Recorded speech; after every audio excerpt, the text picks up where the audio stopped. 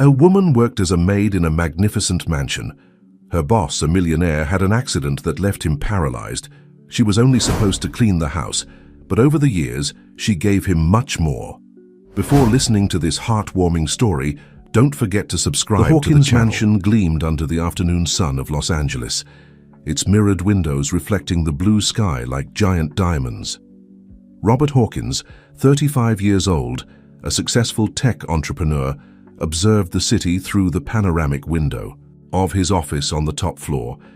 His empire was worth billions, but at that moment his thoughts were focused on something much more valuable, the engagement dinner that would take place in a few hours.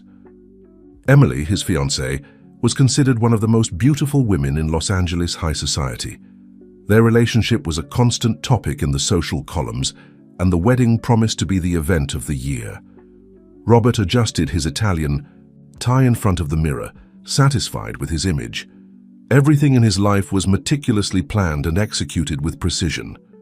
"Mr. Hawkins, your car is ready," announced James, his personal driver, through the intercom.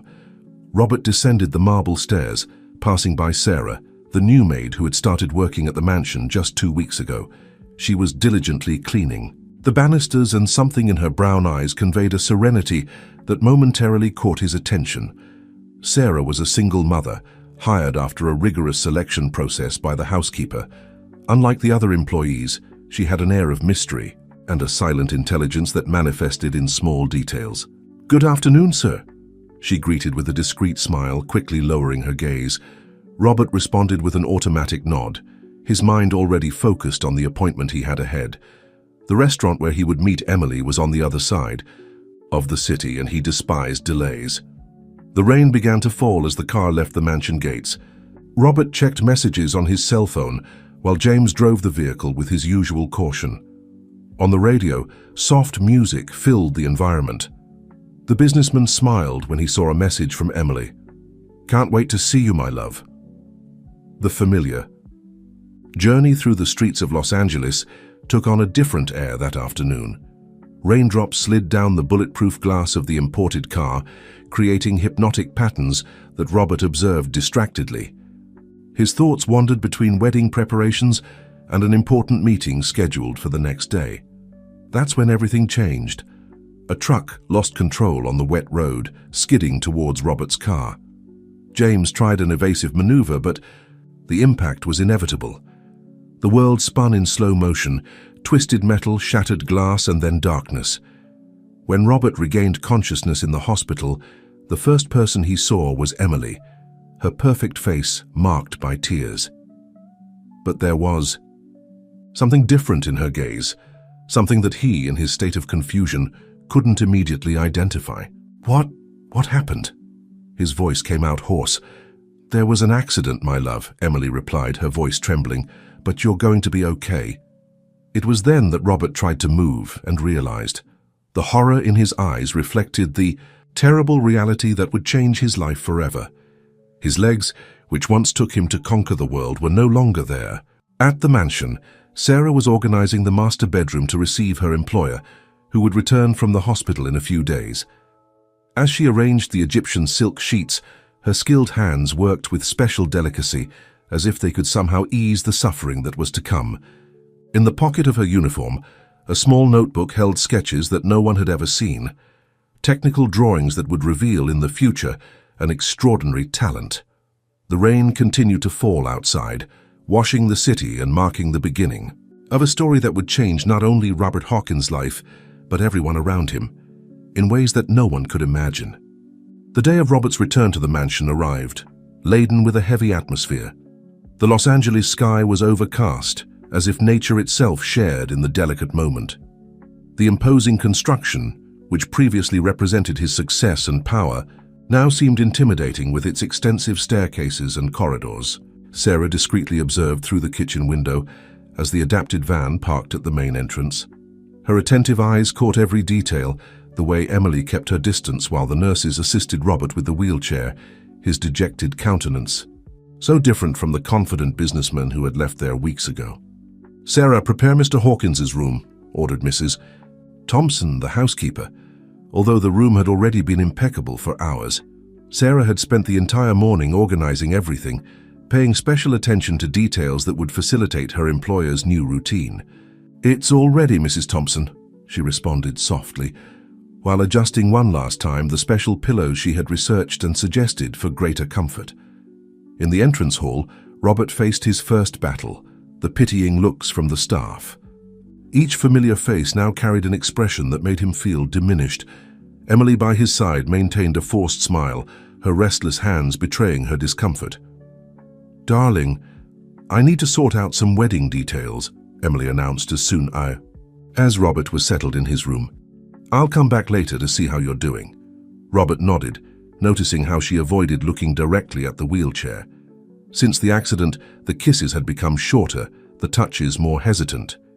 But he refused to accept that anything had changed. It was just an adaptation phase, he told himself. The hours dragged on. The room, once a refuge, had transformed into a silent prison. It was during one of these moments of solitude that Sarah entered to do the daily cleaning. Unlike the others, her gaze carried no pity, only a serene understanding that intrigued. "Robert, do you need anything, sir?" she asked, her soft voice breaking the oppressive silence. "No, thank you," he responded automatically, but something made him continue. "Actually, could you open the window? This room is suffocating." Sarah moved with silent efficiency, opening the curtains and windows. The fresh breeze invaded the environment, bringing with it the scent of the garden. "Sometimes a little fresh air is all we need to see things from a new perspective," she commented, almost to herself. Robert observed her with curiosity. There was something different about that woman, a wisdom that didn't match her apparent simplicity. "Have you always worked as a housekeeper?" Sarah smiled discreetly while organizing the cleaning products. "Life takes us on unexpected paths, Mr. Hawkins. Each experience teaches us something valuable." Before he could continue the conversation, Emily returned, bringing with her the expensive perfume and nervous agitation. Sarah silently withdrew, leaving the couple alone. "We need to talk about the wedding plans," Emily began, sitting at a safe distance. "Maybe it's better if we postpone a bit until you're more adapted." The words hit Robert like a punch. "Postpone? Why? Nothing has changed, Emily. I'm still the same man." "It's not quite like that, Robert. We have to be realistic. Things have changed. The wedding of our dreams, the dances, the honeymoon, everything will have to be different now."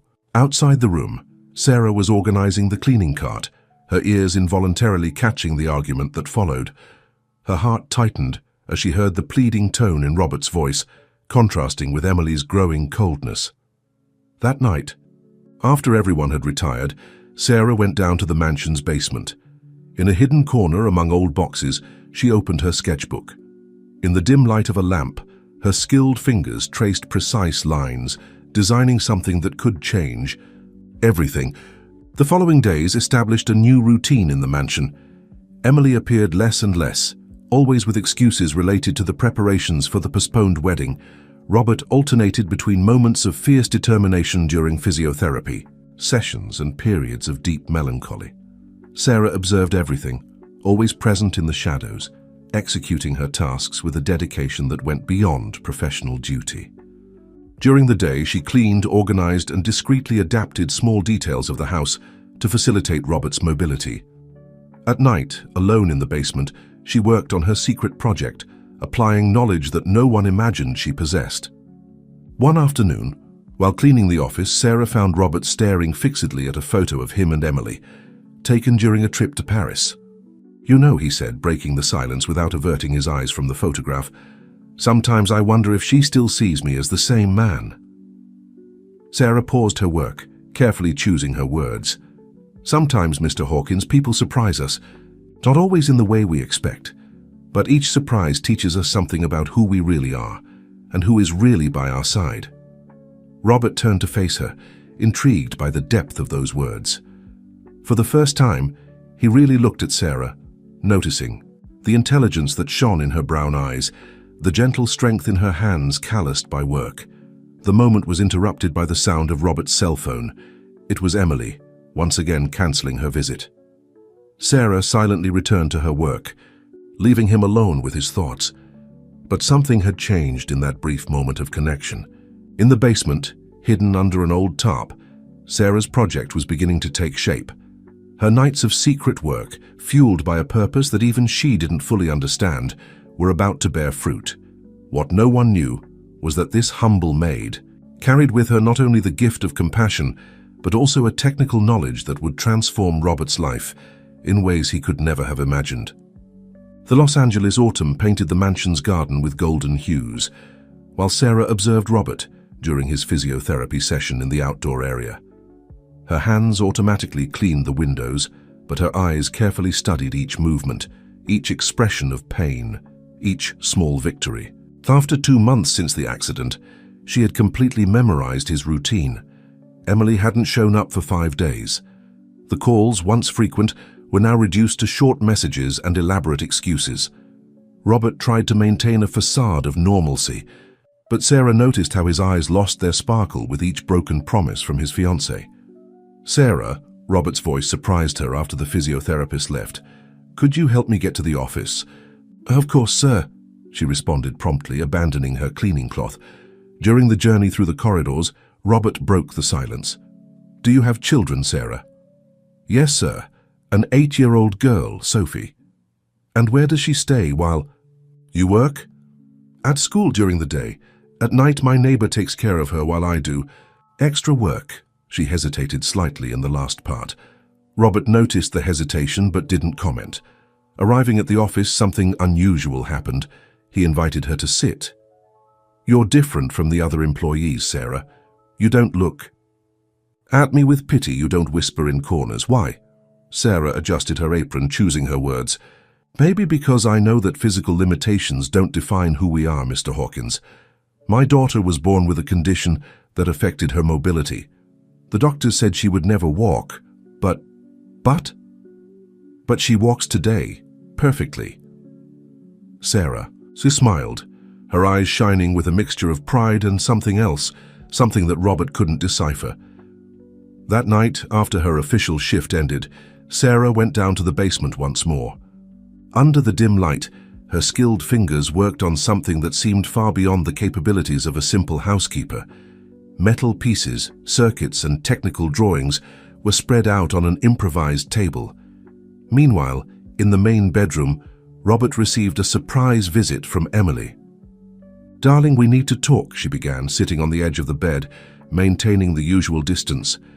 "I've been thinking a lot about us, about the future."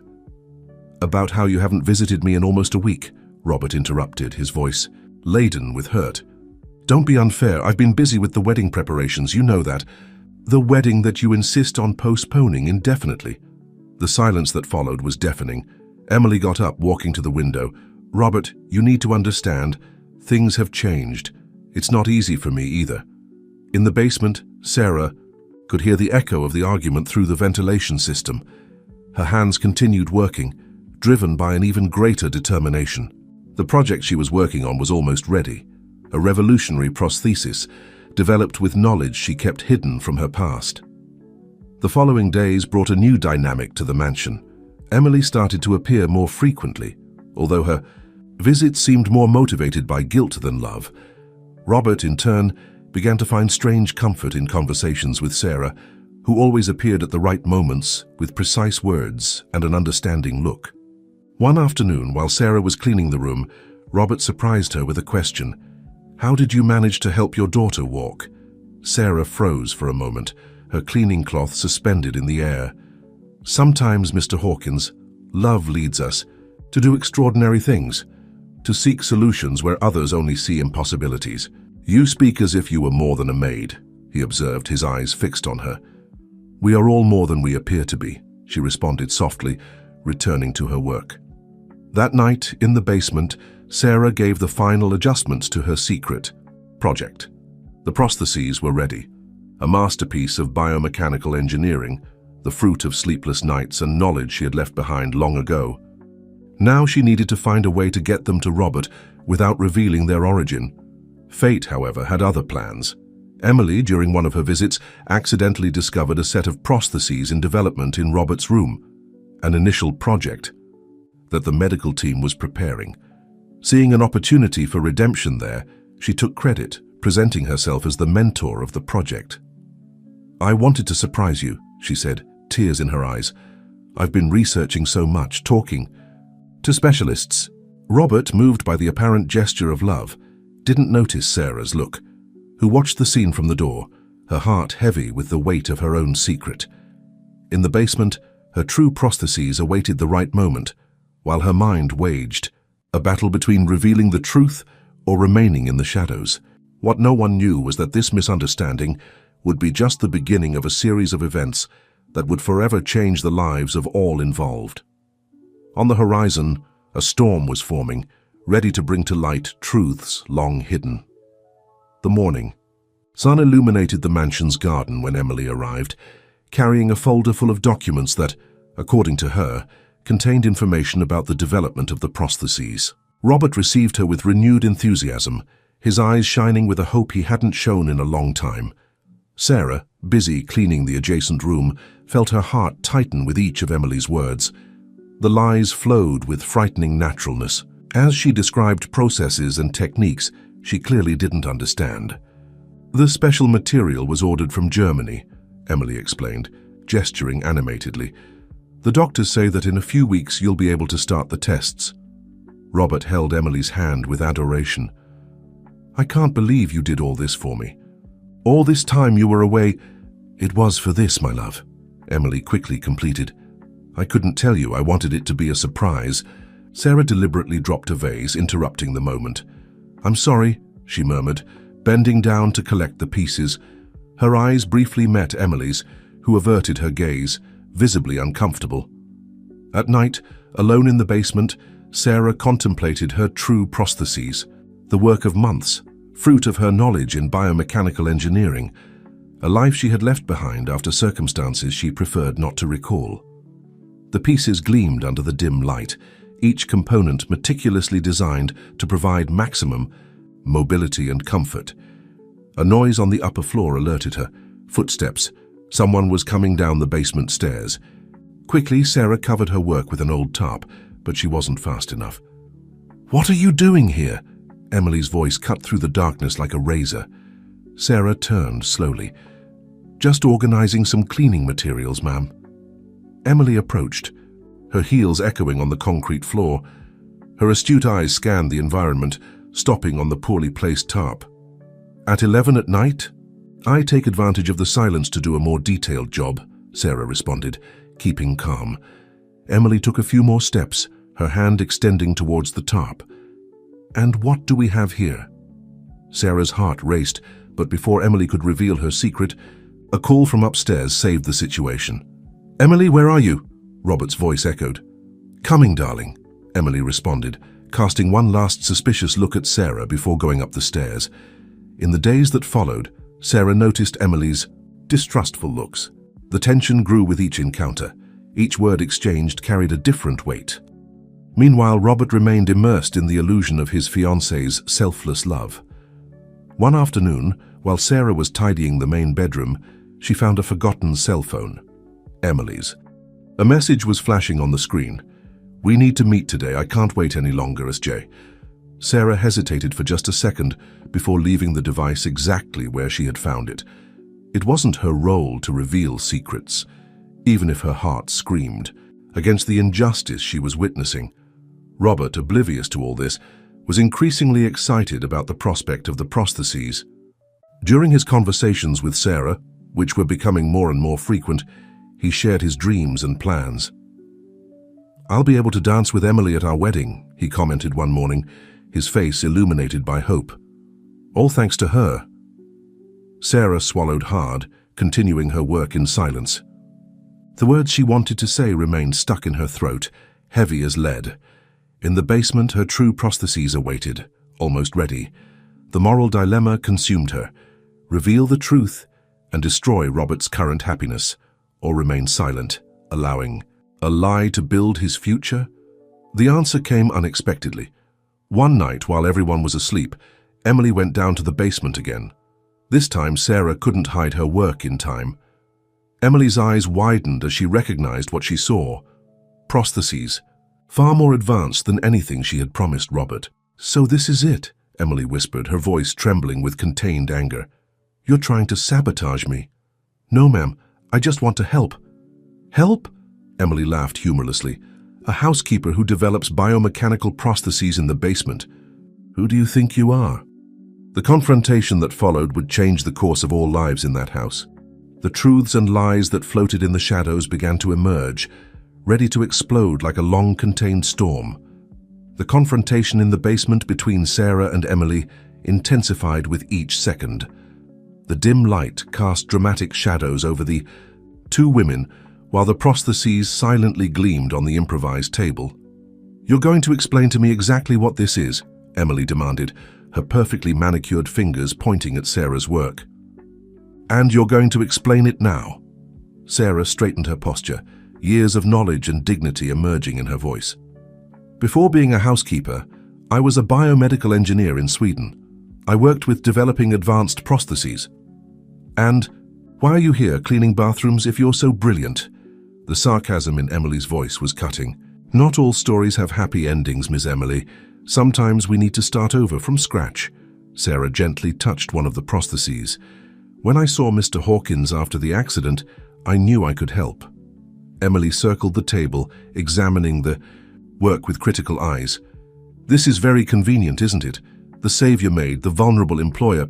"It's nothing like that," Sarah interrupted, her voice firm. "I just wanted to..." "Wanted what? To take my place?" Emily approached threateningly. "Listen well, you opportunist. Robert is my fiancé and these prostheses are my project. If you dare say a word..." "Emily?" Robert's voice echoed from the top of the stairs, interrupting the threat. "Is someone down there?" Panic crossed Emily's face. Quickly, she whispered to Sarah, "Not a word about this or you lose your job, and good luck finding another one with a daughter to support." Sarah watched Emily climb the stairs, completely transforming, as she met Robert.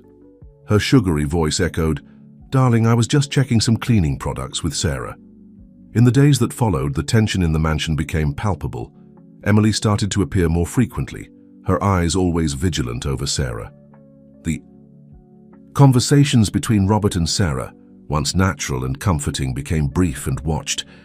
During a particularly tense afternoon, Sarah was organizing the library when she overheard a phone conversation coming from Robert's office. "I can't wait to show the prostheses to everyone," he was saying, excited. "Emily has been amazing. Who would have thought that behind that socialite was such a brilliant mind?" Sarah closed her eyes, the weight of the lie crushing her chest. In her pocket, she carried a flash drive with all the projects and technical specifications of the true prostheses, her last hope of bringing the truth to light. That night, as she finished her chores, Sarah was surprised by sounds coming from the office. Emily was talking in a low voice on the phone. "Jack, I can't talk now." "Yes, I know we need to meet." "No, Robert doesn't suspect anything." "The prostheses? I'm improvising, darling. You know I always get what I want." Sarah's heart raced as she realized the depth of the lie. It wasn't just about the prostheses. There was much more at stake. The next day, during breakfast, Robert received a call that would change everything. It was from the hospital, confirming the arrival of his prostheses, the basic ones that the medical team had developed, far inferior to those created by Sarah. "Emily, love, they've arrived. We can go get them today," he announced, radiant. Sarah, who was serving coffee, observed the momentary panic in Emily's eyes. The farce was about to crumble. "Darling," Emily began, her mind working quickly, "maybe we should wait. My project isn't fully ready yet, and..." "But you said everything was on track," Robert frowned, confused. The moment of tension was interrupted by Emily's cell phone. On the screen, a message from Jack shone, "I need to see you now. I can't take this situation anymore." Robert, by chance, caught the reflection of the message in the dining room mirror. His face paled. "Who is Jack?" His voice came out controlled but laden with contained emotion. The silence that followed was deafening. Sarah, still standing with the coffee pot in her hands, witnessed the beginning of the collapse of a castle built on lies. Emily opened her mouth to respond, but the words didn't come out. Her gaze crossed with Sarah's, a silent plea for help. That wouldn't come. The silence in the dining room was as dense as fog. Robert kept his eyes fixed on Emily, waiting for an explanation that she struggled to formulate. Sarah remained motionless, the coffee pot still in her hands, an involuntary witness to this crucial moment. He's just the supplier of the special parts for the prostheses, Emily finally answered, her voice trembling slightly. He's anxious because the deadlines are tight. Robert leaned forward in his wheelchair, his eyes never leaving Emily's face. Is that so? And why does he can't take this situation anymore? You're misinterpreting things, darling. Emily tried to smile, but the gesture came out forced. It's just a professional matter. Sarah began to discreetly withdraw, but Emily stopped her. Sarah, please serve Mr. Hawkins more coffee. It was an obvious attempt to change the subject. As Sarah served the coffee, her hands slightly trembling, Robert continued.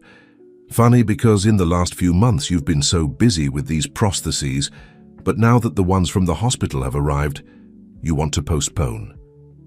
It's more complicated than that, Emily defended herself. My project is more advanced. We need to wait. What project, Emily? Robert's voice rose. Show me the drawings, the technical specifications. Do you have something concrete to show me? Emily's face paled. Her eyes quickly ran to Sarah, who kept her gaze lowered. I have everything in my office, she stammered. I can bring it. Tomorrow. It was at that moment that Emily's cell phone rang again. On the screen, another name appeared. Jack. The contact photo showed a young, elegant man hugging Emily on what appeared to be a beach. Robert remained silent for long seconds, observing the photo. When he finally spoke, his voice was laden with a frightening calm. How long? Robert, I can explain. How long? The shout echoed through the mansion. Sarah instinctively took a step forward, as if wanting to protect Robert, but restrained herself. It wasn't her place to interfere, not yet.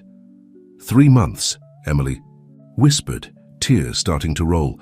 Since the accident. The revelation hit Robert like a physical blow. His hands gripped the arms of the chair so tightly that his knuckles turned white. So there was never any project, was there? The prostheses, the research, all lies. Emily began to sob, her mask of perfection completely undone. I tried, Robert. I swear I tried to continue, but after the accident, everything changed. Jack was there when I needed support the most. When you needed support, Robert laughed humorlessly. I lost my legs, Emily. My legs. And you needed support. Sarah could no longer contain herself. With a courage she didn't know she possessed, she put the coffee pot on the table and spoke. Mr. Hawkins, there's something you need to know. Emily stood up abruptly. Shut up! You have no right. The prostheses exist, Sarah continued, ignoring Emily. But they weren't made by her. Robert looked at Sarah, confused. What are you talking about? Sarah took a deep breath and began to tell her story, about her past as an engineer in Sweden, about the nights in the basement, about the prostheses she had developed especially for him. As she spoke, Emily sank deeper and deeper into her chair, defeated. I can prove everything, Sarah concluded, removing the flash drive from the pocket of her uniform. Every calculation, every drawing, every test is here. The silence that followed was deafening. Robert alternated his gaze between the two women, one who had lied about everything and another who had done everything in silence. Why? He finally asked Sarah. Why did you do all this without saying anything? Because sometimes, Mr. Hawkins, true love doesn't need recognition. It simply acts. The following morning dawned differently at the Hawkins mansion. The air seemed lighter, as if the weight of lies had been carried away by the breeze that entered through the open windows. Robert had spent the night awake, absorbing all the revelations of the previous day. Emily didn't return after leaving, the mansion in tears. Her last words still echoed through the corridors. I really tried to love you like before, Robert, but I couldn't be strong enough. Sarah arrived punctually at 7 o'clock, as always. She found Robert in his office, staring fixedly at the computer, where he had spent the night analyzing the files from the flash drive. Good morning, Mr. Hawkins, she greeted softly, hesitating at the door.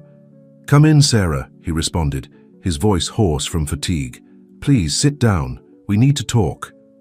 Sarah adjusted her uniform and sat down, her hands intertwined on her lap, demonstrating her nervousness.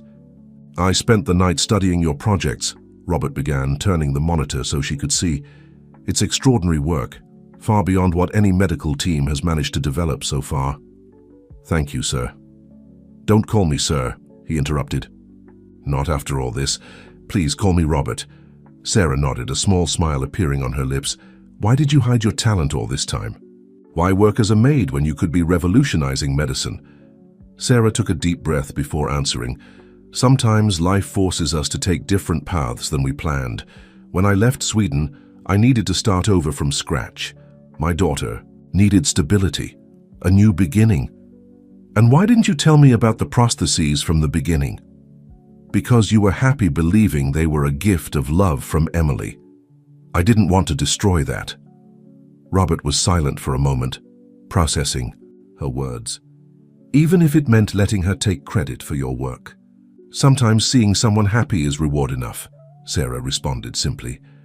Robert turned his chair to the window, observing the garden that was beginning to awaken with the morning sun. "You know, Sarah, last night, after Emily left, I realized something. It wasn't just about the prostheses, it was about who really stood by my side all this time." Sarah felt her heart accelerate but remained silent. "It was your words that gave me strength on the hardest days," he continued. "Your look that never showed pity, only understanding. Your small actions that made my life easier, without me even realizing it." Turning back to her, Robert picked up an envelope from his desk. "This is a formal proposal. I want you to lead the prosthetics development department at Hawkins Technologies. Your work is revolutionary, Sarah. It can help thousands of people." Sarah's eyes filled with tears. "But what about my daughter? Sophie will have everything she needs: education, medical care, a bright future. This isn't charity, Sarah. It's recognition for your talent and dedication." Sarah took the envelope with trembling hands, still processing the radical change her life was about to undergo. "There's one more thing," Robert continued, his voice softening. "I want you to help me with the rehabilitation, not as an employee, but as a partner. Together we can transform this technology into hope for other people." I don't know what to say," Sarah stammered, emotional. "Say you accept. Say you'll help me rebuild not just my legs, but also my life." At that moment, a ray of sunlight entered through the window, illuminating Sarah's face. Her tears sparkled like diamonds as she smiled, finally allowing herself to dream of a different future. "Yes," she answered simply. "Yes to everything." The day that was beginning brought with it the promise of a new start. In the basement, the prostheses awaited, no longer hidden in the shadows, but ready to bring light to the lives of many people. And in the Hawkins mansion, two broken souls began to heal, discovering that sometimes you need to lose something to find something much more valuable. The transformation of the Hawkins mansion began immediately. The old basement, once dark and dusty, was converted into a state-of-the-art laboratory. Modern equipment replaced the old boxes, and Sarah's improvised table gave way to a professional workstation. Sophie, Sarah's daughter, was enchanted with the changes. At 8 years old, her eyes shone with admiration as she saw her mother working in the new laboratory, no longer hidden in the shadows of the night. "Mom, now you're a real scientist again," exclaimed the girl, running between the work tables. Sarah smiled, adjusting a delicate component of the prosthesis. "Actually, sweetheart, I always was. I was just waiting for the right moment to come back." Robert observed the scene from the laboratory door, his heart warming at the sight of that small family. In the last few weeks, since the revelation about Emily, he had discovered a new kind of happiness, one that didn't depend on appearances or social status. "Sophie," he called, making the girl turn with a smile, "how about showing your mother the drawing you made for the new company logo?" Sophie ran to her backpack, taking out a carefully folded paper. On it was a colorful drawing of two people holding hands, one in a wheelchair and the other standing, surrounded by gears and hearts.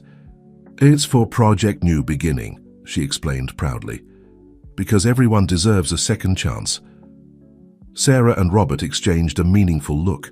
The project name had emerged naturally, reflecting not only the purpose of the prostheses, but also the personal journey of everyone involved. Weeks turned into months. Work in the laboratory progressed rapidly, with Sarah leading a small team of engineers personally selected by Robert. The original prostheses were perfected, incorporating even more advanced technologies. One afternoon, while testing the new pressure sensors, Robert received an unexpected message. It was from Emily. "I need to see you," the message said. "There's something you need to know."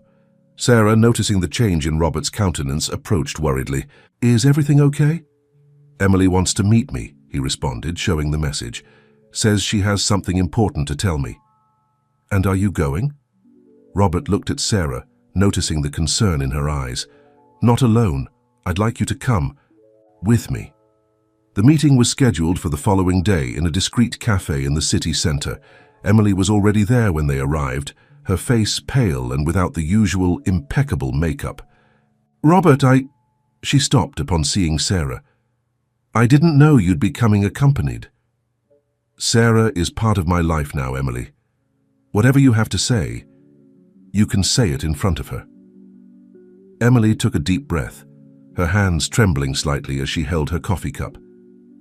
"I came to ask for forgiveness, not for what I did. I know that's unforgivable, but for how I did it." "Go on," Robert encouraged, his voice neutral. "Jack left me." She let out a bitter laugh. "Ironic, isn't it?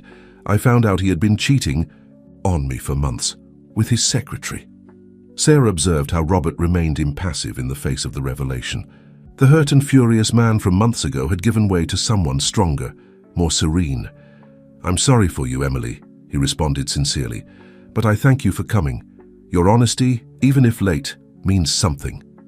"You're different," Emily observed, her eyes passing from Robert to Sarah. "More at peace." "I am, and I owe much of that to Sarah. She taught me that sometimes we need to lose something to find something much greater." Emily nodded slowly, silent tears running down her face. "I saw the news about Project New Beginning. It's incredible what you're doing."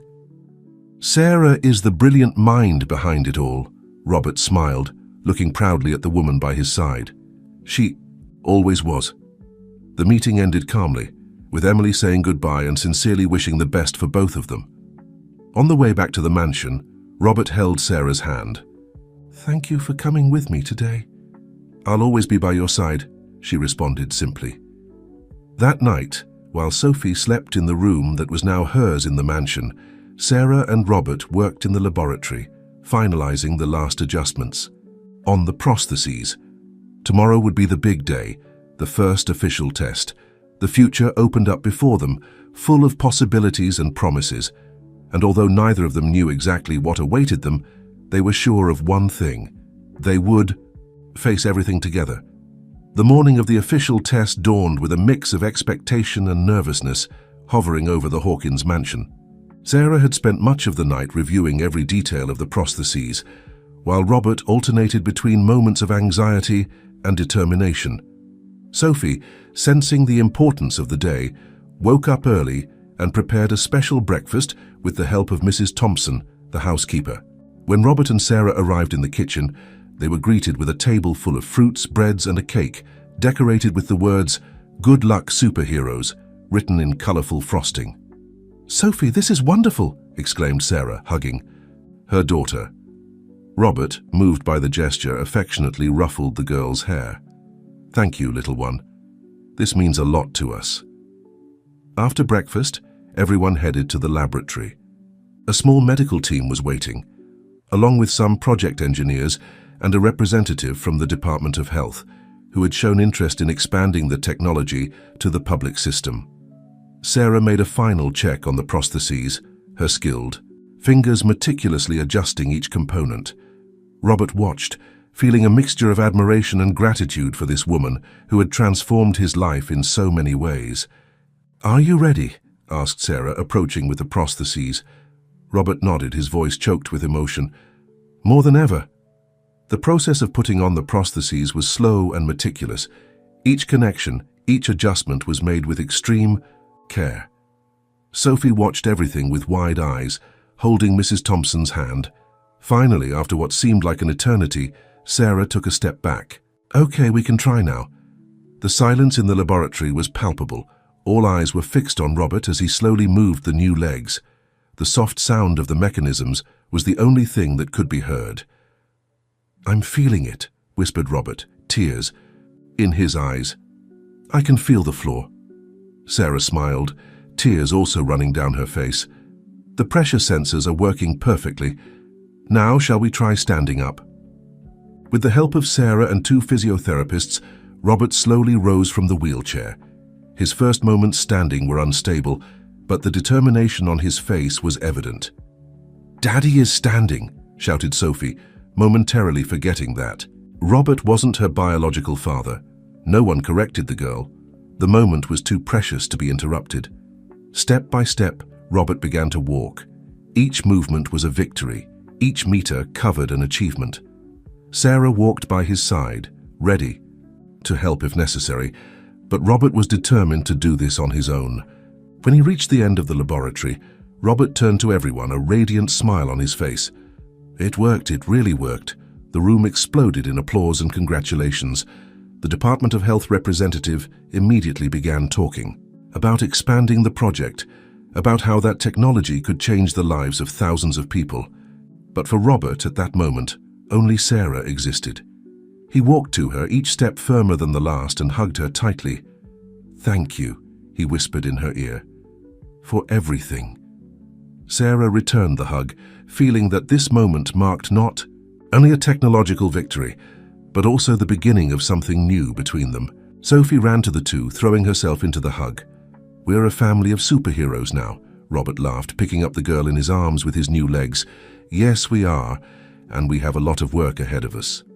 That night, after all the celebrations and meetings, Robert and Sarah were alone in the mansion's garden. The full moon illuminated the sky, reflecting in the pool and creating an almost magical scenario. "You know," Robert began, holding Sarah's hand, "when I had the accident, I thought my life was over, that I would never be happy again." Sarah looked at him, waiting for him to continue. "But now I realize that accident was the beginning of something wonderful. It brought me you, Sophie, a greater purpose." "Robert," Sarah began, but he gently interrupted her. "Let me finish, please. Sarah, you gave me back not just the ability to walk, but also to love, to dream, and I want to spend the rest of my life giving that back." Slowly, Robert knelt before her, taking a small box from his pocket. "Sarah, would you give me the honor of marrying me?" The tears in Sarah's eyes sparkled under the moonlight. Without hesitation, she answered, "Yes, Robert, 1,000 times yes." As they kissed, sealing that perfect moment, both knew that this was just the beginning. Project New Beginning had given Robert new legs, but their love had given both of them a new heart, a new life. And somewhere in the mansion, little Sophie dreamed of the bright future that awaited them, a family united not by blood, but by love and the determination to make a difference in the world. The months that followed the success of the prostheses test were a whirlwind of activities for Robert and Sarah. Project New Beginning gained national prominence, attracting the attention of the media, investors, and especially people who desperately needed that technology. The Hawkins mansion, once a symbol of luxury and ostentation, transformed into a center of hope. The laboratory was expanded, now occupying the entire east wing of the property. Daily, dozens of people arrived in search of a chance to regain their mobility. On a Wednesday morning, while Sarah was working in the mansion's laboratory on a new prototype of a children's prosthesis, Robert entered hurriedly, his face pale and tense. "Sarah, we need to talk," he said, his voice trembling slightly. Alarmed by Robert's tone, Sarah put down her tools. "What happened? Did something happen to Sophie?" Robert shook his head, sitting heavily in a nearby chair. "No, Sophie is fine. It's Emily." The name of Robert's ex-fiancée hung in the air like a heavy cloud. Sarah felt a tightness in her chest. "What about her? She's back in the country," Robert began, hesitant. "And she has a son, a boy of almost 2 years. Sarah held her breath, immediately understanding the implications. "And she says that the boy is mine," Robert completed, running, his hands over his face in a gesture of weariness. "She wants to do a paternity test." The silence that followed was deafening. Sarah processed the information, her mind a whirlwind of emotions and thoughts. "But how is this possible?" she finally asked. "Hadn't you had a vasectomy before marrying her?" Robert nodded, frustrated. "Yes, I did, but Emily claims the boy was conceived before the procedure. The dates, well, they match up." Sarah approached Robert, holding his hands. "What do you want to do?" "I need to know the truth," he answered, looking into her eyes. "If this boy is really my son, I have responsibilities. But Sarah, I want you to know that this doesn't change anything between us. You and Sophie are my family." Sarah hugged Robert, feeling the weight of the situation. "We're in this together, remember? We'll face this as we've always done, united." In the days that followed, the tension was palpable in the mansion. Sophie, now 10 years old, perceived that something was wrong, but the adults tried to protect her from the situation. The meeting with Emily was scheduled for a week later, at a neutral laboratory. When the day arrived, Robert and Sarah went together, hand in hand, ready to face whatever came. Emily was there, holding a dark-haired boy in her arms. Upon seeing Robert, the little one hid his face in his mother's shoulder. "This is Michael," Emily said softly, her eyes avoiding Sarah's. "Michael, say hi to Robert." The DNA collection procedure was quick and painless. While they waited for the results, which would take a few days, the atmosphere was tense and uncomfortable. "Why now, Emily?" Robert finally asked. "Why wait so long?" Emily sighed, adjusting Michael in her lap. I wasn't sure at first, and then, when I got scared. Scared of facing all this, of changing everyone's lives. But Michael deserves to know his father, if you really are his father." Sarah observed the interaction, her heart divided between compassion and concern. The boy was adorable, with large, curious eyes that resembled Robert's.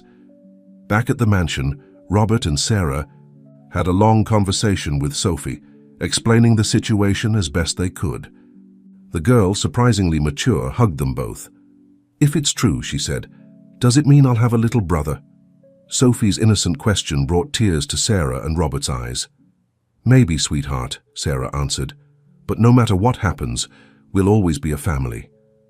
The days that followed were an emotional roller coaster. Work on Project New Beginning continued, but everyone's mind was on the pending test results. Finally, the envelope arrived. Robert, Sarah, and Emily gathered again at the laboratory. With trembling hands, Robert opened the envelope. His eyes scanned the document and then, "It's positive, I am Michael's father." The world seemed to stop for a moment. Emily let out a relieved sob. Sarah squeezed Robert's hand in support. And Robert looked at little Michael with a mixture of emotions in his gaze. "What do we do now?" asked Emily, her voice laden with uncertainty. Robert looked at Sarah, seeking strength in her eyes. She nodded slightly, a silent gesture of support and understanding. "Now," Robert began, his voice firm, "now we figure out how to make this work, for Michael's sake, for all of our sakes." As they left the laboratory, Robert carrying Michael in his arms for the first time, Sarah reflected on how life could change in an instant. Project New Beginning had taught them all about adaptation and overcoming. Now they faced a new kind of beginning, one that would test the limits of their love, understanding, and ability to forgive. The Hawkins family was about to embark on a new journey, one that no one could have predicted. But together, with love and determination, they were ready to face any challenge that fate had in store for them. The months that followed the discovery of Robert's paternity were a whirlwind of emotions and adjustments for everyone involved. The Hawkins mansion, once a haven of tranquility, now buzzed with new dynamics and challenges. Sarah, demonstrating admirable strength and understanding, was the first to suggest that Emily and Michael move into one of the guest houses on the property. "It will be easier for Robert to get to know his son, and for all of us to adapt to this new reality," she argued. The decision wasn't easy for anyone. Sophie, initially excited about the idea of a brother, now struggled with confusing feelings of jealousy and insecurity. Emily, in turn, felt out of place and guilty about the whole situation. One afternoon, while Robert was playing with Michael. In the garden, Sarah found Emily alone on the porch of the guest house, her eyes red from crying. "May I sit down?" Sarah asked softly. Emily nodded, surprised by the gentleness in Sarah's voice. "How do you manage?" she finally asked. "How can you be so understanding after everything I did?" Sarah sighed, looking at Robert and Michael in the distance. "It's not easy, Emily, but I learned that resentment only poisons us. And looking at that boy, I see that he deserves to have every chance at a happy family. I'm so sorry," Emily whispered, tears streaming down, "for everything. For the lie about the prostheses, for abandoning Robert when he needed me most, for hiding Michael for so long." "The past can't be changed," Sarah responded, placing a comforting hand on Emily's shoulder. "But the future is in our hands. For Michael, for Sophie, for all of us, we need to find a way to move forward." That conversation marked a turning point. Slowly, day by day, everyone began to strive to create a new family dynamic. Robert divided his time between work on Project New Beginning, moments with Sophie and Sarah, and the precious hours getting to know Michael. The boy, initially shy, soon became attached to his father, enchanted by his magic legs. Sophie, with the wisdom that only children possess, was the one who really broke down the barriers. One afternoon, she appeared at the guest house with her favorite toys. "Does Michael want to play with me?" she asked timidly. The smile on the boy's face was the answer everyone needed. Soon, the laughter of the two children echoed through the garden, a melody that warmed the hearts of all the adults. Meanwhile, Project New Beginning continued to grow. Sarah, inspired by the personal challenges they faced, began to develop a new program focused on psychological support for families affected by sudden physical changes. "It's not just the bodies that need to adapt," she explained in a meeting. "Minds and hearts also need support." One night, months after Michael's arrival, the extended family gathered for dinner. The table was full. Robert, Sarah, Sophie, Emily, Michael, and even Anthony, Sarah's father, who was now a constant presence in his daughters' and grandchildren's lives. As everyone shared stories and laughter, Robert asked for everyone's attention. "I wanted to thank you," he began, his voice choked with emotion. "Thank each one of you for your patience, love, and understanding. A year ago, I didn't know how we would handle all of this. But look at us now." He took Sarah's hand, looking into her eyes. "My love, your strength and compassion inspire me every day. You are the heart of this family." Turning to Emily, he continued, "Emily, thank you for bringing Michael into our lives and for trying so hard to make this work. Sophie," he smiled at his adopted daughter, "you taught me the true meaning of unconditional love. And Michael," he ruffled the boy's hair, "you are a joy I didn't know was missing in my life." Everyone at the table had tears in their eyes. Sarah raised her glass. "A toast," she proposed, "to family. Not the one we planned, but the one fate gave us, and which is more perfect than we could have imagined." The glasses clinked, sealing a moment of unity and love. Project New Beginning had given Robert new legs, but the love and understanding of everyone present had given each of them a new heart, capable of forgiving, loving, and starting anew. As the night progressed, with Sophie and Michael asleep on the couch and the adults talking softly on the porch, it became clear that this family, in all its complexity and imperfection, had found its own way to begin anew, and it was more beautiful than anyone could have imagined. 5 years passed since that dinner that sealed the union of the Hawkins family in its new configuration. Project New Beginning had become a global phenomenon, with research and adaptation centers spread across various countries. Robert and Sarah were frequently invited to international lectures and conferences, sharing not only their technical expertise, but also their incredible personal journey. On a sunny Sunday morning, the South Hawkins mansion was in a frenzy. It was the day of Sophie's big 15th birthday party. The garden was decorated with flowers and balloons, and an elegant tent sheltered tables laden with treats. Sarah was helping Sophie with the final touches on her dress when the teenager suddenly became serious. "Mom," she began, hesitant, "do you think one day I'll be able to do something as important as Project New Beginning?" Sarah smiled, adjusting a strand of her daughter's hair. "Sophie, darling, you already do something incredible every day." "How so?" asked the girl, confused. "You were the first to accept Michael as a brother, remember? Your love and understanding helped unite this family. That's as important as any technological advancement." Sophie hugged her mother, emotional. "Thank you, Mom. I love you, all of you." Downstairs, Robert was overseeing the final preparations with Michael, now 7 years old, as his little assistant. "Dad," called Michael, "when I grow up, I want to make magic legs like yours." Robert laughed, picking up his son. "Is that so? And why?" "Because I want to help people be happy, like you and Mommy Sarah do." Robert's heart swelled with pride and emotion. It was amazing how the children had absorbed the values of Project New Beginning, transforming them into their own life mission. The party was a success. Friends, family, and even some beneficiaries of Project New Beginning attended to celebrate Sophie. Emily, who now worked in the project's public relations area, helped to receive guests with a genuine smile. During the party, Robert went up to the small stage set up in the garden to make a speech. "Today," he began, "we celebrate not only our dear Sophie's 15th birthday, we celebrate an incredible journey of love, forgiveness, and new beginnings. A few years ago, I thought my life was over. Today, I see that it was just beginning." He paused, looking lovingly at his family. Project New Beginning was born from Sarah's genius and compassion, grew with the support of each one of you, and continues to flourish thanks to the love that unites us. Sophie, Michael, you are the future of this legacy. A legacy not just of technology, but of hope and unconditional love. Robert's words moved everyone. Sarah, with tears in her eyes, joined him on stage, bringing Sophie and Michael.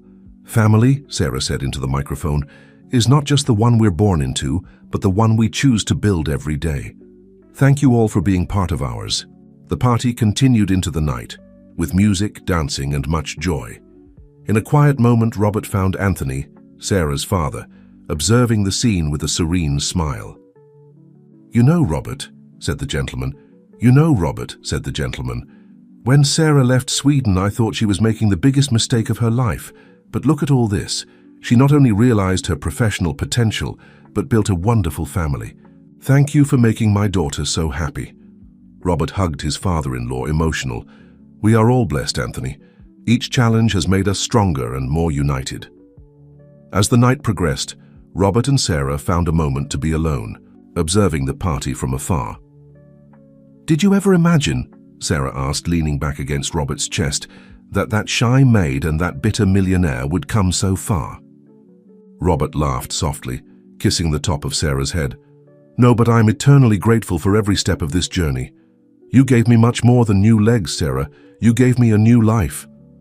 The couple watched Sophie and Michael dancing happily with their friends, Emily laughing in an animated conversation with other guests, and Anthony teaching some dance steps to one of the children benefited by the project.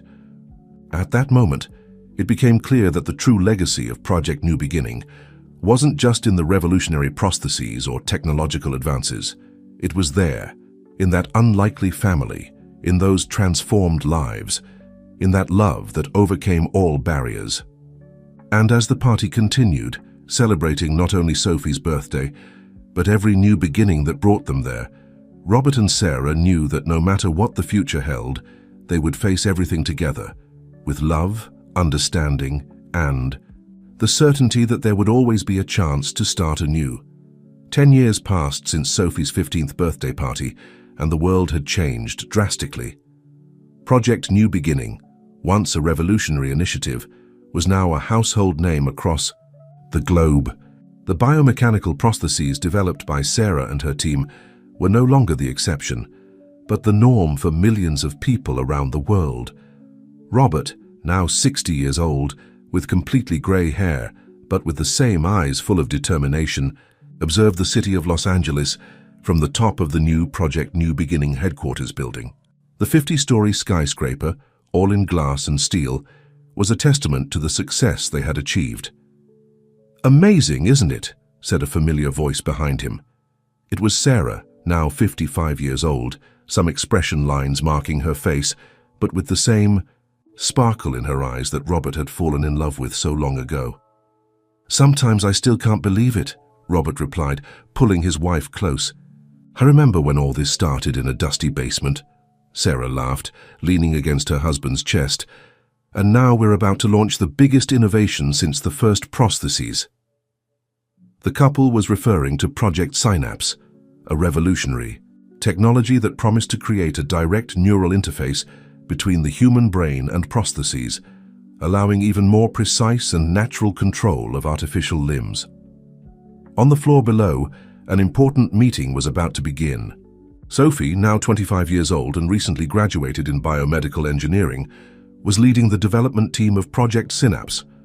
Michael, at 17, was by her side as an intern, eager to follow in the footsteps of his sister and parents. "Nervous?" asked Michael, noticing Sophie repeatedly adjusting her presentation on the tablet.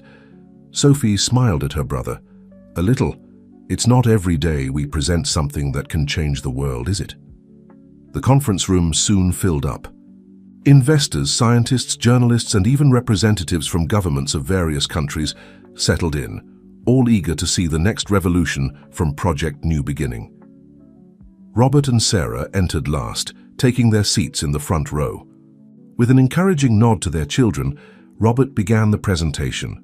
"Ladies and gentlemen," he began, his strong voice echoing through the room, 20 years ago, we began a journey to restore mobility and independence to millions of people around the world.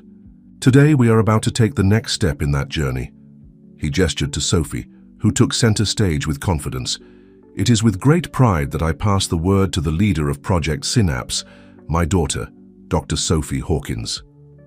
Sophie took a deep breath and began her presentation. With eloquence and passion, she explained the details of Project Synapse, showing simulations and preliminary results that left the audience speechless.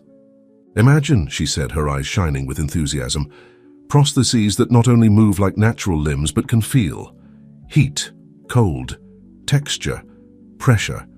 Imagine giving back not just mobility, but touch to people." The presentation continued for more than 2 hours, with Sophie and her team answering questions and demonstrating prototypes. At the end, the room erupted in applause. It was clear to everyone present that they were witnessing the beginning of a new era in medicine and assistive technology. As the guests dispersed, commenting animatedly on what they had seen, Robert and Sarah approached their children. "We're so proud of you," said Sarah, hugging Sophie and Michael. Robert, with tears in his eyes, added, "You're taking Project New Beginning beyond what we ever dreamed." The family shared a moment of hugs and smiles, aware that they were on the threshold of something extraordinary. Later that night at home, Robert found Sarah on the porch looking thoughtfully at the city lights.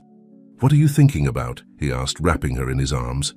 Sarah sighed, a mix of happiness and nostalgia in her voice, about how it all began, about how a terrible accident ended up uniting us and creating something so much bigger than ourselves.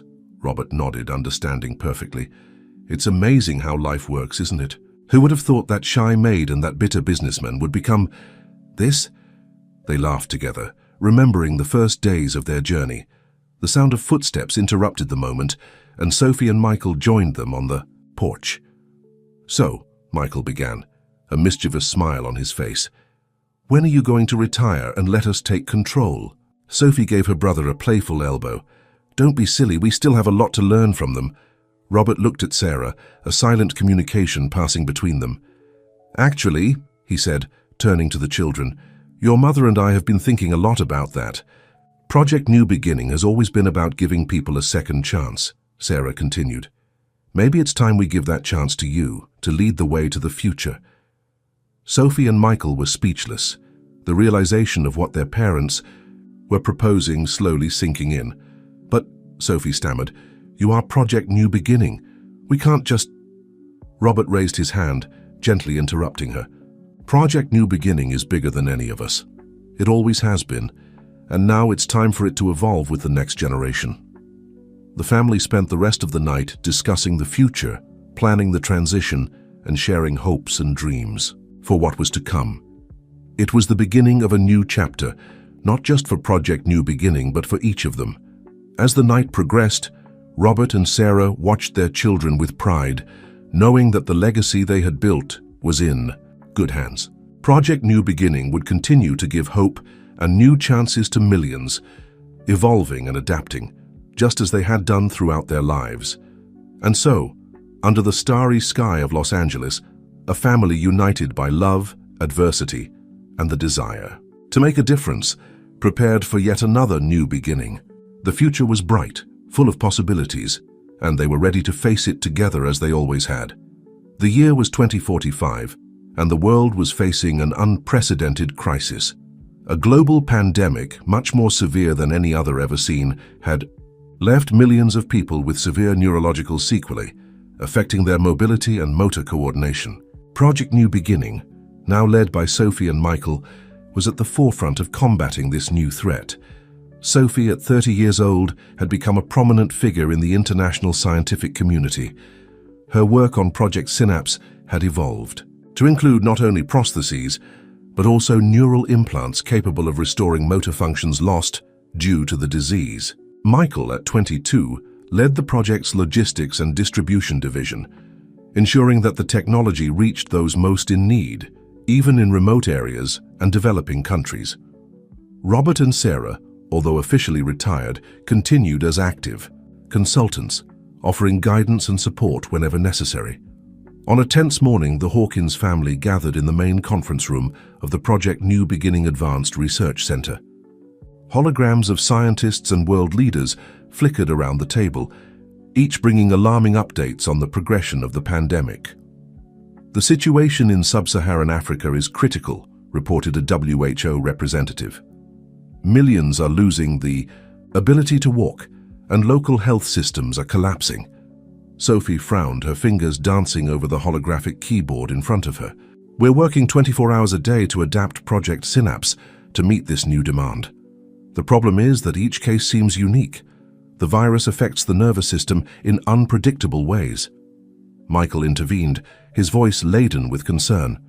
And even if we come up with a solution, how are we going to distribute it on a global scale? Our production lines are already at their limit. Robert, observing the interaction, felt a mixture of pride and apprehension. His children were facing challenges that he and Sarah could never have imagined when they started Project New Beginning. Maybe, he began, drawing everyone's attention, it's time to rethink our approach. We can no longer rely solely on centralized solutions. Sarah nodded, immediately understanding where her husband was going. Decentralization. We need to empower local communities to produce and adapt our technologies. Sophie's eyes lit up. Of course, we can develop portable manufacturing units, something like advanced 3D printers, capable of producing customized prostheses and implants on site. And we can train local teams remotely, added Michael, enthusiasm growing in his voice, using virtual reality and artificial intelligence to guide the adaptation and implementation process.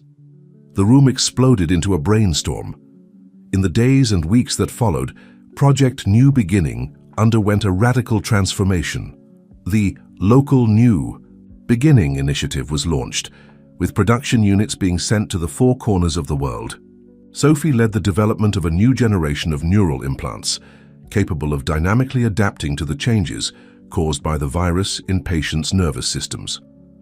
Michael revolutionized logistics, using drones and autonomous vehicles to bring technology even to the most remote areas.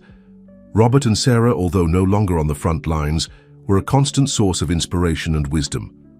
Their past experiences, facing seemingly insurmountable challenges, served as a beacon of hope in the darkest moments. A year after the beginning of the crisis, the first results began to appear. In a global video conference, Sophie presented data showing a significant reduction in permanent sequelae of the disease in areas where Local New Beginning had been implemented. We're not just treating symptoms, she explained, her voice full of emotion. We're empowering entire communities to rebuild themselves, to start anew. Michael complimented, each production unit we send becomes a center of hope. People are not just receiving help, they are learning to help themselves and others. The conference ended in virtual applause, with world leaders promising more support and resources to expand the program. That night, the Hawkins family gathered for a celebratory dinner. Emily, who had become a mother figure to Sophie and Michael over the years, prepared a special meal. As they savored the food, Robert raised his glass. "A toast," he began, looking proudly at each member of his family. "To new beginnings. To those we've already lived and those yet to come." Sarah added, tears of joy in her eyes. "And to the family we've built. Not just us, but every person whose lives we've touched along this incredible journey." Sophie and Michael exchanged emotional looks. "To you," said Sophie, her voice choked, "for teaching us that the true purpose of science is to serve humanity. And for showing us," completed Michael, "that love and compassion are the most powerful tools we have to change the world." As the night progressed, the family shared stories, laughter, and dreams for the future. Project New Beginning had evolved far beyond its humble origins, but its heart remained the same: the unshakable belief in the power of new beginnings, in the resilience of the human spirit, and in the transformative force of love. Outside, the world still faced enormous challenges, but inside that house, in the circle of that unlikely family united by destiny and strengthened by love, there was the certainty that, together, they could overcome any obstacle. And so, as the city of Los Angeles shimmered in the distance, the Hawkins family prepared for another chapter in their extraordinary journey, ready to face whatever the future held, always with hope, courage, and above all, love. The year was 2055, a decade after the global crisis that had almost devastated humanity. Project New Beginning, under the visionary leadership of Sophie and Michael, had not only helped overcome that crisis, but also expanded its horizons in ways no one could have predicted. The colonization of Mars was in full swing, with thousands of people living in giant domes on the surface of the red planet. And wherever humanity went, Project New Beginning followed. Sophie, now 40 years old, was at the forefront of the project's most ambitious initiative to date, adapting synapse technology to the unique conditions of Mars. The reduced gravity and intense radiation presented completely new challenges for prostheses and neural implants. Michael, at 32, coordinated interplanetary logistics, ensuring that supplies and equipment regularly reached the Martian colonies. His work was crucial not only for Project New Beginning, but for the entire colonization mission. On an Earth morning, which was Martian noon, the Hawkins family gathered for an interplanetary video conference. Sophie and Michael were on Earth, at the Project New Beginning headquarters in Los Angeles. Robert and Sarah, now 70 and 65 years old respectively, had surprised everyone by volunteering for a 2-year mission on Mars, helping to establish the first Project New Beginning clinic outside of Earth. "How are things over there, Mum and Dad?" asked Sophie, adjusting the holographic image that occasionally flickered due to the transmission delay. Robert, his face more wrinkled but his eyes still bright, smiled. "Fascinating. The challenges here are unique, but we're making incredible progress." Sarah agreed, adding, "The demand for our technologies is enormous. It's not just people with physical disabilities who need help here. Adapting to the Martian environment is difficult for everyone." Michael leaned forward, intrigued. "Tell us more about that. What kind of adaptations are you seeing?" "Well," Sarah began, entering scientific mode, "the reduced gravity is causing muscle atrophy and bone loss at alarming rates. We're using modified versions of our exoskeletons to simulate Earth's gravity and maintain the colonists' health." Robert continued, "And the neural implants are being used in ways we never imagined. We're helping people adapt to changes in the circadian cycle, improving their spatial perception in an alien environment, and even increasing their resistance to radiation." Sophie absorbed every word, her mind already working on new ideas and possibilities. "This is amazing. We can use this data to improve our technologies on Earth as well." "And that's not all," added Sarah, a glint of excitement in her eyes. "We're seeing potential applications for deep space exploration. Imagine astronauts with neural implants that allow them to hibernate during long interstellar journeys." The conversation continued for hours, with the family sharing ideas, challenges, and dreams for the future. When they finally said goodbye, with the promise of a new call soon, Sophie and Michael remained silent for a moment, absorbing everything they had heard. "It's incredible, isn't it?" Michael finally said. "We started by helping people walk again, and now we're literally reaching for the stars." Sophie nodded, a thoughtful smile on her face. "You know what's more incredible? How our parents, even after all these years, are still at the forefront, still inspiring us to go beyond." In the weeks that followed, Project New Beginning entered a new phase of frenzied innovation. Teams on Earth and Mars worked together, developing technologies that blurred the lines between medical rehabilitation and human enhancement. One day, as Sophie was working in her laboratory, testing a new neural implant prototype designed for Martian conditions, she received an urgent notification. It was from Michael. "Sophie, come quickly to the conference room. You need to see this." Intrigued and a little worried, Sophie rushed to meet her brother. As she entered the room, she saw Michael standing in front of a huge screen, his face a mixture of shock and wonder. "What is it? What happened?" asked Sophie, breathless. Michael turned to her, his eyes wide. "We just received a transmission from a probe on Jupiter's moons. Sophie, they found signs of microbial life." Sophie was speechless, the magnitude of the discovery slowly sinking in. "My God, this changes everything." "And that's not all," continued Michael, his voice trembling with excitement. "NASA and ESA are planning a manned mission to investigate, and guess who they want involved?" Sophie didn't need to guess. She knew that Project New Beginning, with its expertise in adapting humans to alien environments, would be crucial for a mission of this magnitude. That night, in an emergency call with their parents on Mars, the Hawkins family discussed the implications of this monumental discovery and the role that Project New Beginning could play. "It's unbelievable," said Robert, his voice full of admiration. "When I started this project, I never imagined we'd go so far." Sarah smiled, taking her husband's hand. "But that's exactly what we've always done, isn't it? Help humanity take the next step, no matter how impossible it seems." Sophie and Michael exchanged determined looks. "So what do you think?" asked Sophie. "Are we—" Sophie and Michael exchanged determined looks. "So, what do you think?" asked Sophie. "Are we ready to take Project New Beginning beyond Mars?" The response was unanimous and enthusiastic. Project New Beginning was about to embark on its most audacious adventure yet, bringing hope and innovation to the farthest frontiers of the solar system. As the call ended and Sophie and Michael began to plan the next steps, both felt a mixture of excitement and gratitude.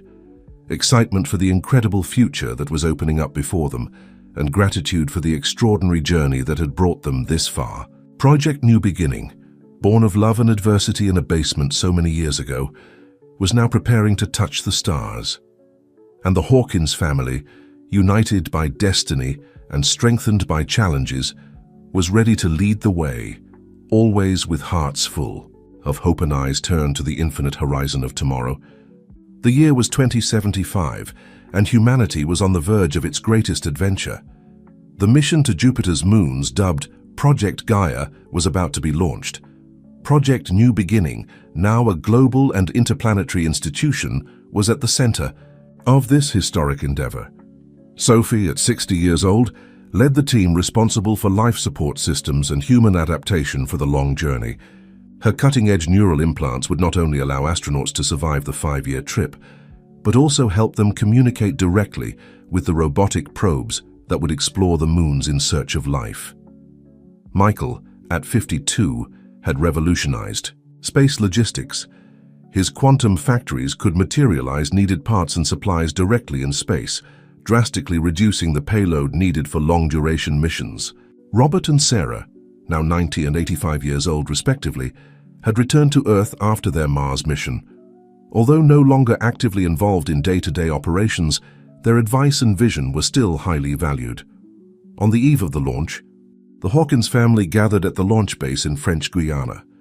The enormous rocket, decorated with the logos of Project New Beginning and the various space agencies involved, rose majestically against the starry sky.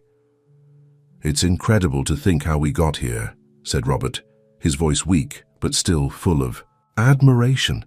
He was in an advanced wheelchair, a testament to the ongoing advances of Project New Beginning. Sarah, by his side, nodded, Despite her advanced age, her eyes still shone with the same curiosity and passion of decades ago. From a basement in Los Angeles to Jupiter's moons, who could have imagined? Sophie approached her parents, holding both their hands. All of this is thanks to you. You taught us to dream big, to never give up, to always seek ways to help others. Michael joined them, placing his hands on his parents' shoulders. And more importantly, you taught us the power of love and family. No matter how far we go in space, it's these bonds that keep us anchored. The family shared a moment of silence, each lost in their own reflections on the incredible journey that had brought them here. The silence was broken by the sound of approaching footsteps. It was Emily, now 75 years old, accompanied by a young woman of about 30. "Sorry we're late," said Emily, smiling. "I'd like to introduce someone very special. This is Lucy, Robert's granddaughter." Lucy, with bright eyes that resembled Robert's in his youth, smiled shyly at the family. "It's an honor to finally meet all of you in person," she said. "My grandfather Michael has told me so many incredible stories about our family and project." "New beginning." Robert extended his trembling hand to his great-granddaughter. "Welcome to the family, Lucy. I'm so happy you could be here for this historic moment." Sophie and Michael exchanged emotional looks. Seeing 4 generations of the Hawkins family gathered at this crucial moment was a powerful testament to the legacy they had built. "So, Lucy," Sophie began, curious, "I heard you're following in the family footsteps with Project New Beginning." Lucy nodded enthusiastically. "Yes, I'm working in the bioengineering division on Mars. We're developing self-sustaining ecosystems that could be used in future colonizations." The conversation flowed animatedly, with Lucy sharing her innovative ideas and the family offering insights based on decades of experience. It was a beautiful example of how knowledge and passion for progress had been passed down from generation to generation. As the night progressed, excitement at the Space Center increased. Technicians and engineers rushed back and forth, making final preparations for the historic launch. Sophie was called for a final check of the astronauts' neural systems. Michael needed to supervise the final loading of the quantum factories onto the ship. Before separating, the family gathered for one last group hug. "Remember," said Sarah, her voice choked with emotion, "no matter how far we go or how big we become, the heart of Project New Beginning will always be the same, giving people a chance to start anew, to overcome limits, to achieve the impossible." Robert nodded, adding, "And to do all this with compassion, love, and an unwavering belief in the human capacity to evolve and adapt." As Sophie and Michael departed for their respective tasks, Lucy stayed behind with her great-grandparents, Emily, and her grandfather, Michael. Together, they watched the final preparations, each lost in their own thoughts about the future that was opening up before them. The next morning, when the sun rose on the horizon, illuminating the majestic rocket, the countdown began. Millions around the world and in the Martian colonies watched expectantly. When the rocket finally took off, tearing through the sky with a trail of fire and promise, the Hawkins family watched with tears in their eyes and hearts full of pride. It wasn't just a space mission taking off, it was the dream of generations, born from the love of 2 unlikely allies in a basement in Los Angeles, now reaching for the stars. As the ship disappeared into the blue sky, Robert squeezed Sarah's hand, both feeling the weight and glory of this moment. "We did it, my love," he whispered. "We gave the world a new beginning." Sarah smiled, tears of joy streaming down her wrinkled face. "No, darling, we gave the universe a new beginning." And so, as humanity launched itself into the unknown, the legacy of Project New Beginning shone brighter than ever, a testament to the power of love, perseverance, and the unwavering belief that, no matter how dark the present may seem, there is always hope for a new tomorrow. Project New Beginning, born from adversity and nurtured by love, had become a guiding light for humanity, illuminating the path to a future where every challenge was an opportunity to grow, evolve, and above all, begin anew.